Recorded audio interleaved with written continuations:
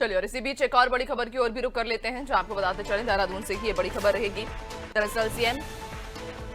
ने अधिकारियों को जरूरी दिशा निर्देश जारी किए हैं। संवेदनशील क्षेत्रों को चिन्हित कर अधिकारियों को उन्होंने जरूरी दिशा निर्देश जारी किए। संवेदनशील क्षेत्र के निर्माण कार्यों पर रोक के निर्देश दिए गए हैं।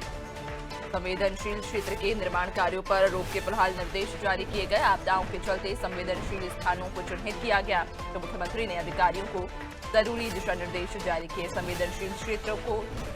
चिन्हित कर उन्होंने अधिकारियों को निर्देशित किया है कि संवेदनशील जो क्षेत्र हैं वहां पर निर्माण कार्यों को फिलहाल रोक दिया जाए। ज्यादा जानकारी लेंगे, सहयोगी सोनू लगातार हमारे साथ बने हुए हैं। सोनू, मुख्यमंत्री ने अधिकारियों को ये निर्देश दिए हैं कि जो संवेदनशील क्षेत्र हैं वहां पर निर्माण कार्य फिलहाल रोक दिया जाए। इन निर्देशों के पीछे क्या कारण है? देखिए, उत्तराखंड पर्वतीय राज्य है और ऐसे में तमाम ऐसे पर्वतीय इलाके हैं जो वर्षा काल के दौरान, मानसून के दौरान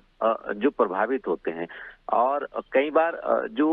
चारधाम यात्रा है ये भी प्रभावित होती है। लिहाजा जो उत्तरकाशी के धराली क्षेत्र में आपदा का कहर देखने को मिला, जो आपदा आई, इस त्रासदी से तमाम लोग प्रभावित हुए। ऐसे में शुरुआती दौर में जैसे ये सूचना सरकार को मिली, सरकार के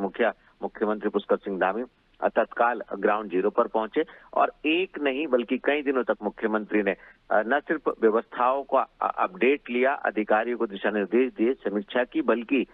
जो प्रभावित हैं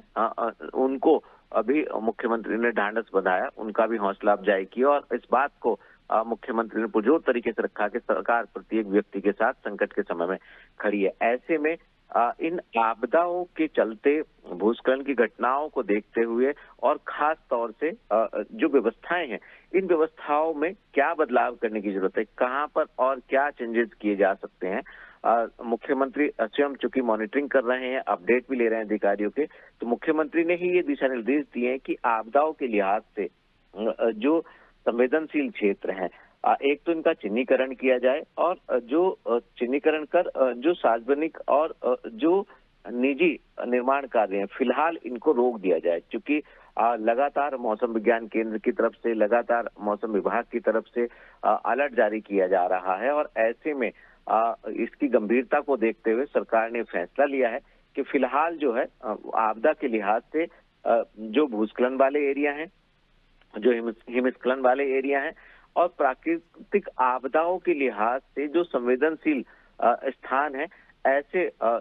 तमाम स्थानों का चिन्हीकरण कर लिया जाए और चिन्हीकरण करने के साथ साथ फिलहाल इन क्षेत्रों में जो है वो निर्माण कार्य रोक दिए जाएं। सरकार एक व्यवस्था को और बेहतर और व्यवस्थित करने की कोशिश कर रही है ताकि दूसरे स्थानों पर वर्षा काल के दौरान जहां जहां जिन जिन क्षेत्रों में मौसम विज्ञान केंद्र की तरफ से अलर्ट जारी किया गया है जिन क्षेत्रों के लिए, वहां पर दोबारा से ऐसे हालात न देखने को मिले जैसे उत्तरकाशी के थराली में दिखाई दिए। अब इसके अलावा जहां एक और राहत और बचाव कार्य स्तर पर किए जा रहे हैं और दूसरी ओर सरकार ये भी अब लोगों से अपील कर रही है कि जो नदी किनारे जो संवेदनशील क्षेत्र हैं फिलहाल वहां पर निर्माण कार्य बिल्कुल नहीं किए जाने चाहिए। तो ऐसे में अब देखना होगा, क्योंकि सरकार ने फैसला लिया और मुख्यमंत्री ने अधिकारियों को दिशा निर्देश दिए, जो अधिकारी विभागीय अधिकारी हैं, शासन के अधिकारी हैं, वो आखिर मुख्यमंत्री के इन दिशा निर्देशों को कितनी गंभीरता से धरातल पर अनुपालन करा पाएंगे। सोनू, लेकिन ऐसे में एक और ये भी जानकारी दीजिएगा कि जो निर्माण कार्यों पर रोक लगाई गई है, ये लगभग कितने समय के लिए लगाई गई है? क्या इसकी कोई समय अवधि रखी गई है? देखिए नैन्सी, ये बहुत महत्वपूर्ण सवाल है, क्योंकि हम आपदाओं से संबंधित निर्माण कार्य और खास तौर से जो आपदाओं के लिहाज से संवेदनशील क्षेत्र माने जाते हैं, भूस्खलन के लिहाज से हो, हिमस्खलन के लिहाज से हो या प्राकृतिक आपदाओं के लिहाज से हो, अभी सरकार ने ये फैसला लिया है कि फिलहाल जो है अग्रिम आदेशों तक ये जो निर्माण कार्य हैं ये नहीं किए जाएं। कुछ समय बाद सरकार फिर इस पर अपडेट लेगी और ये देखेगी जब इन स्थानों का चयन हो जाएगा कि कौन कौन से स्थान ज्यादा, सभी जनपदों की हम बात कर रहे हैं, मैदानी क्षेत्रों से लेकर पर्वतीय क्षेत्रों तक, देहरादून से लेकर उत्तरकाशी तक और देहरादून से लेकर पिथौरागढ़ तक की हम बात कर रहे हैं। तो ऐसे में इन स्थानों का जब चयन हो जाएगा तो उसके बाद सरकार आगे फिर से फैसला लेगी। फिलहाल अग्रिम आदेशों तक इस व्यवस्था को लागू करने का निर्णय लिया गया। और मुख्यमंत्री ने अधिकारियों को ये भी कहा है नैन्सी कि जो यू कॉस्ट है उससे जो ग्लेशियर वाले जो क्षेत्र हैं, ग्लेशियरों वाले जो इलाके हैं, अधिक ऊंचाई वाले पर्वतीय क्षेत्र की, हम हिमालय क्षेत्र की बात कर रहे हैं, वहां पर जो झीलों की मौजूदा स्थिति है, कई बार जो झील बन जाती है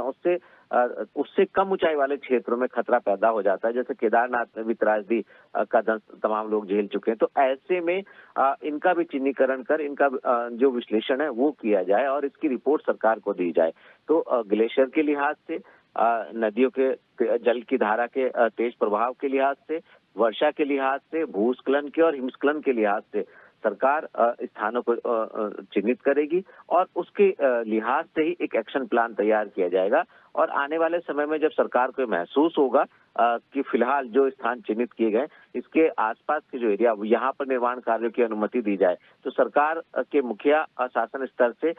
ये दिशा निर्देश भी जारी करेंगे कि निर्माण कार्यों के लिए अब किसी तरह का कोई प्रतिबंध नहीं है। उम्मीद यही की जा रही है कि जब तक इस हालात वर्षा के बने रहेंगे तब तक जो है इस तरह के जो दिशा निर्देश दिए गए इनका अनुपालन किया जाएगा और उसके बाद फिर इन दिशा निर्देशों में कुछ बदलाव भी देखने को मिल सकता है। नैन्सी, बिल्कुल, यानी कि फिलहाल अगले आदेश तक के लिए निर्माण कार्यों पर रोक लगाई गई है उन इलाकों के निर्माण कार्यों पर जो कि संवेदनशील क्षेत्र घोषित होते हैं। बहुत शुक्रिया आपका, बने रहिएगा और भी आगे आपसे अपडेट्स लेंगे।